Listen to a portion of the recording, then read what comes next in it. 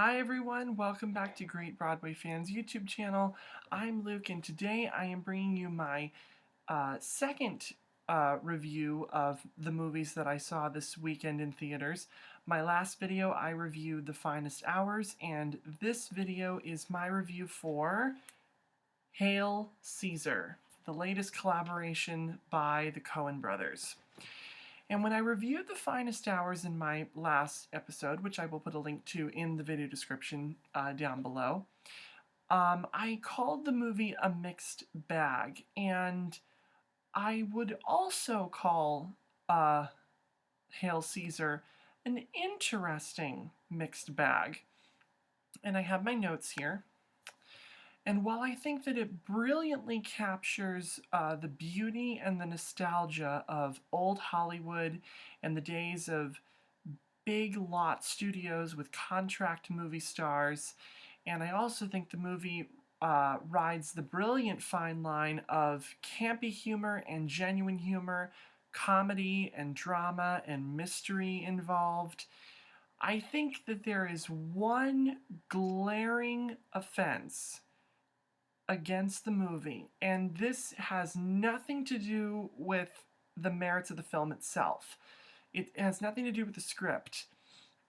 I think the movie's biggest offense is that they have this beautifully assembled, star-studded cast, and I am not even kidding you when I say that at least 75% of the talent involved in this movie is so criminally underused.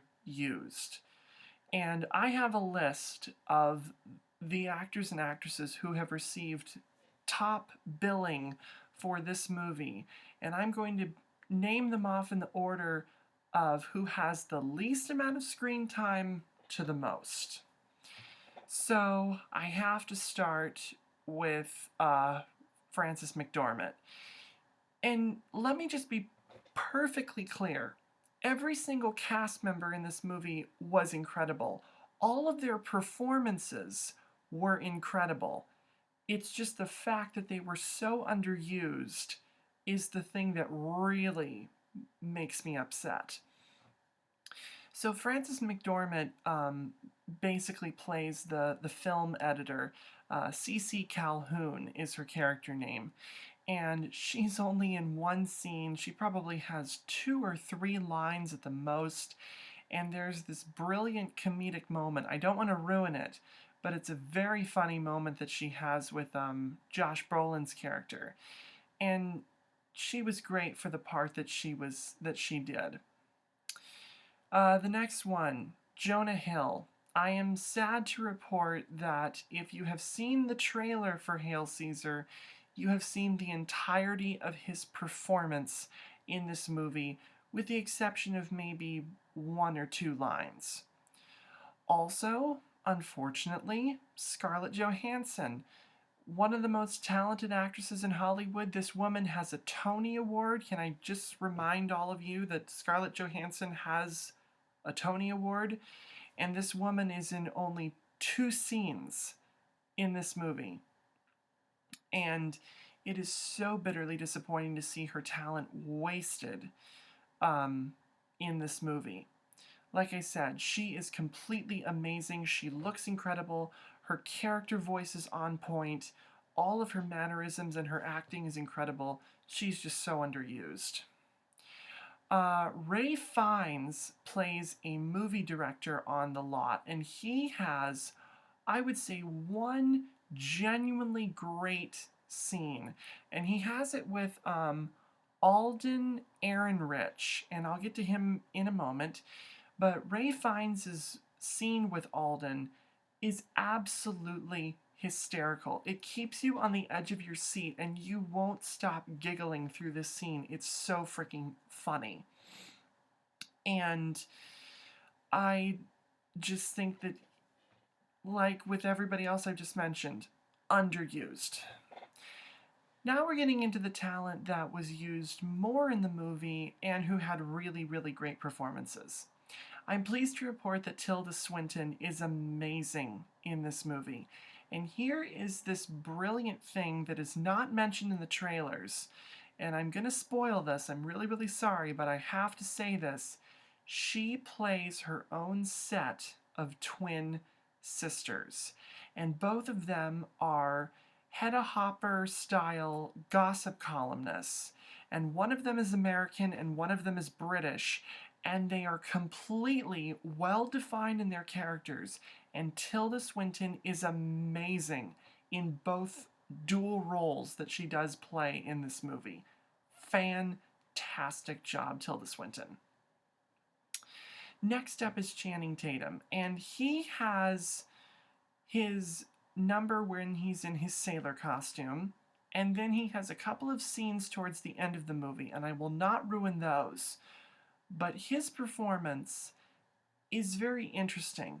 I would say that of the entire cast, he was by far the weakest. While everybody did a great job, I just felt like his performance felt very unnatural. It felt very clunky and awkward when he was on screen.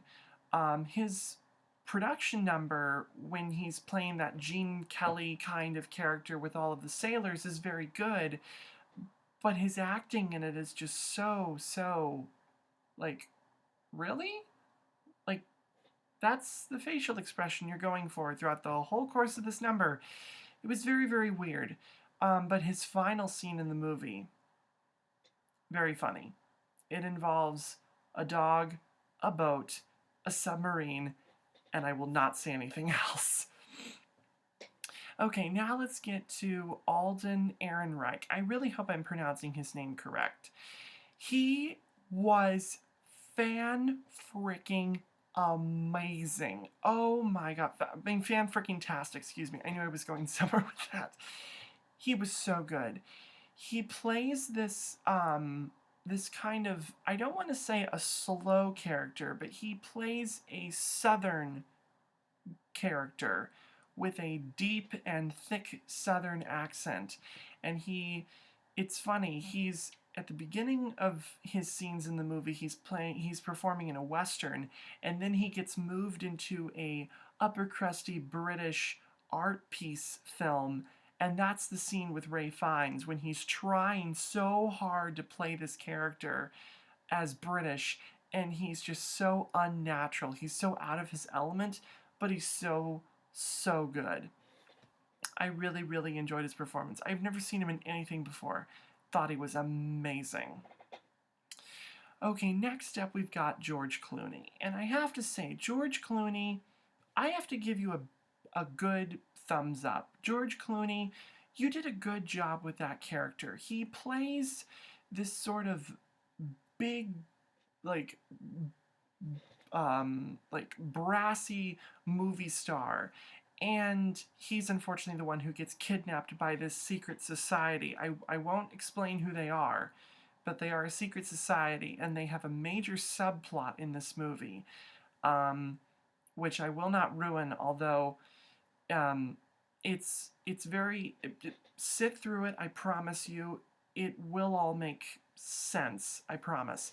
But George Clooney's performance is very interesting because this huge movie star in real life is playing this huge movie star in this old-fashioned 1940s, 1950s Hollywood in which the movie is set in, and yet he also has these weird character shifts where he can be playing this like bold, strong, strapping leading man, and then he gets slapped around by Josh Brolin towards the end of the movie, and he just completely changes into a different character. And it's so funny. His performance is on point. I think that George Clooney had the most fun up there on that screen, in my humble opinion. And then finally we have Josh Brolin, who plays the character of Eddie Mannix, who is the fixer slash producer. He's similar to like Louis B. Mayer of MGM or Daryl Zanuck of 20th Century Fox. This is Capitol Pictures in the world of Hail Caesar. And Josh Brolin is the star of this movie, and he's fantastic. Like I said, the entire cast is fantastic. I just felt that majority of these characters and actors were so sorely and criminally underused in this movie. The world building is fantastic. The costume design is gorgeous.